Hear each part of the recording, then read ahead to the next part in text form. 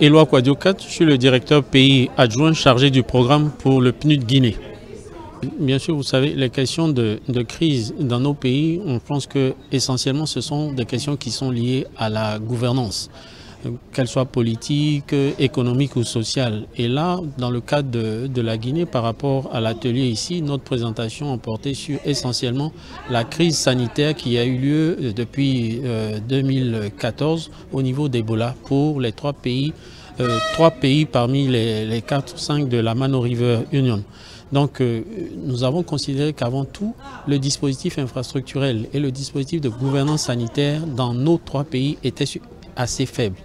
Et de cette faiblesse-là, lorsqu'il y a eu une source de contamination, on n'a pas pu gérer ce problème. Donc aujourd'hui, dans les réflexions stratégiques que nous sommes en train de mener, nous recherchons à voir quelle est la meilleure démarche que le PNUD pourrait avoir en tant qu'agence de développement pour faire en sorte que les questions de gouvernance, de quelque nature qu'elles soient, puissent être abordées de manière durable.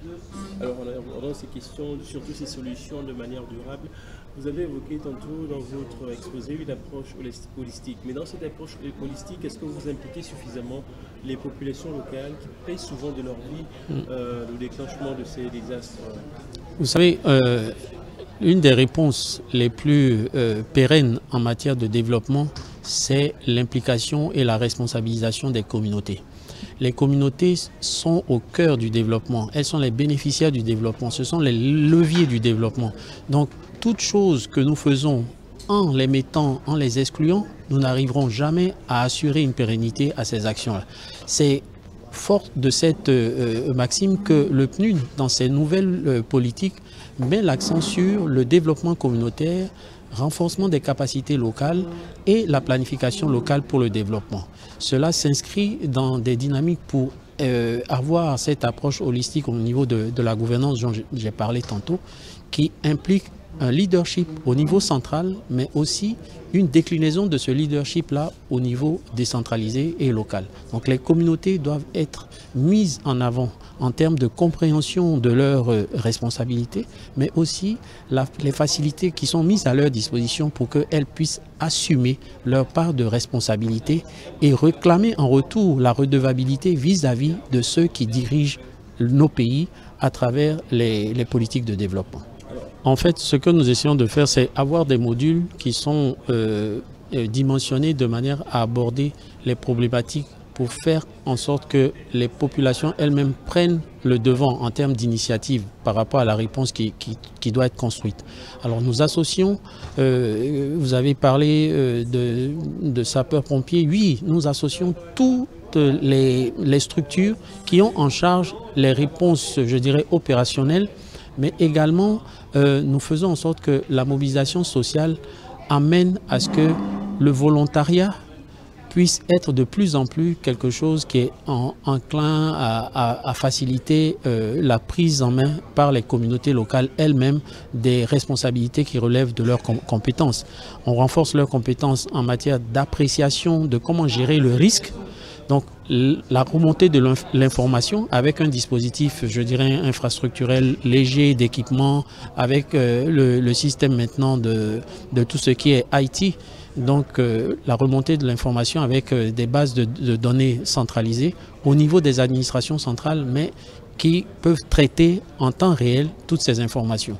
Vous savez que les crises, là on a parlé d'une crise sanitaire, mais il y a les inondations, il y a les sécheresses.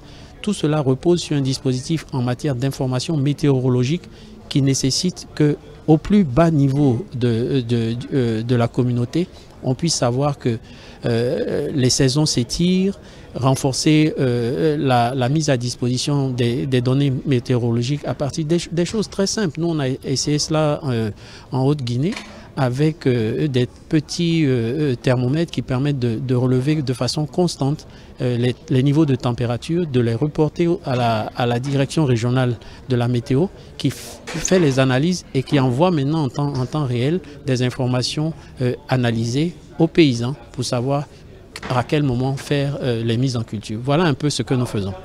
Oui, vous savez, c'est une œuvre de longue haleine. C'est un processus de renforcement qui se fait graduellement. Et on a des zones où la prise de conscience est beaucoup plus rapide que dans d'autres régions. Et je pense que là où les risques, l'occurrence des risques est beaucoup plus importante, la prise de conscience également est plus accélérée.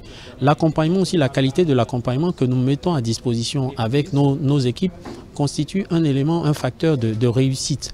Et ce que nous essayons d'assurer aujourd'hui, c'est que ce soit la partie nationale, les structures publiques, et que le secteur privé aussi fasse les investissements requis pour que l'ensemble de la société puisse jouer pleinement son rôle pour assurer cette pérennité que nous recherchons. Mais je vous avoue que c'est une œuvre de longue haleine pour laquelle nous avons encore besoin de votre appui en tant que communicants pour aider à ce que les vrais messages, les bons messages puissent passer à temps et vers les groupes cibles les plus indiqués.